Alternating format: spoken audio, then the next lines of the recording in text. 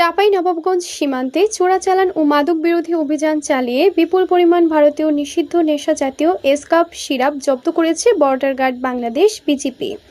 আজ 12 জুলাই 2026 তারিখ রাত আনুমানিক 2 ঘটিকায় চাঁপাইনবাবগঞ্জ ব্যাটালিয়ন 53 বিজিপি এর অধীনস্থ মনোহরপুর বিওপির একটি বিশেষ চৌকস দল এই অভিযান পরিচালনা করে। বিজিবি সূত্রে জানা যায়, গোপন সংবাদের ভিত্তিতে মনোহরপুর বিওপির বিজিবি সদস্যরা শিবগঞ্জ থানাধীন দুর্লভপুর ইউনিয়নের মনোহরপুর গ্রামে একটি বিশেষ অভিযান চালায়। অভিযানকালে চোরাচালানকারীদের ফেলে যাওয়া 124 বোতল ভারতীয় নেশাজাতীয় এসকাপ সিরাপ জব্দ করা হয়। জব্দকৃত এই মাদকের আনুমানিক বাজার মূল্য 49,600 টাকা। আইনানুগ ব্যবস্থা গ্রহণের পর জব্দকৃত মাদকদ্রব্য চাঁপাইনবাবগঞ্জ জেলার শিবগঞ্জ থানায় জমা করা হয়েছে। চলতি মাসের সামগ্রিক সাফল্য: মনোহরপুরের এই অভিযান ছাড়াও চলতি জুলাই মাসে 53 বিজিবি সীমান্ত এলাকায় মাদক বিরোধী কঠোর অবস্থান বজায় রেখেছে।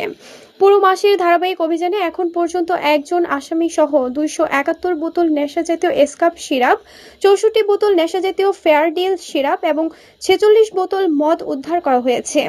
উদ্ধারকৃত এসব মাদকদ্রব্যের আনুমানিক বাজার মূল্য 2,03,100 টাকা। মাদক ও চোরাচালান বিরোধী এই অভিযানের সত্যতা নিশ্চিত করেছেন চাঁপাইনবাবগঞ্জ ব্যাটালিয়ন 53 বিজিবি এর অধিনায়ক লেফটেন্যান্ট কর্নেল কাজী মুস্তাফিজুর রহমান, পিএসসি। তিনি সংবাদ মাধ্যমকে জানান, ব্যাটালিয়নের দায়িত্বপূর্ণ এলাকায় সীমান্ত সুরক্ষা নিশ্চিত করা, অবৈধ অনুপ্রবেশ, পুশ ইন রোধ সহ যে কোনো ধরনের চোরাচালান প্রতিরোধে বিজিবি বদ্ধপরিকর।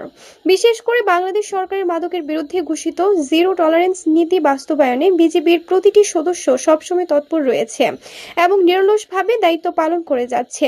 সীমান্তে আমাদের এই কঠোর নজরদারি অভিযান অব্যাহত থাকবে।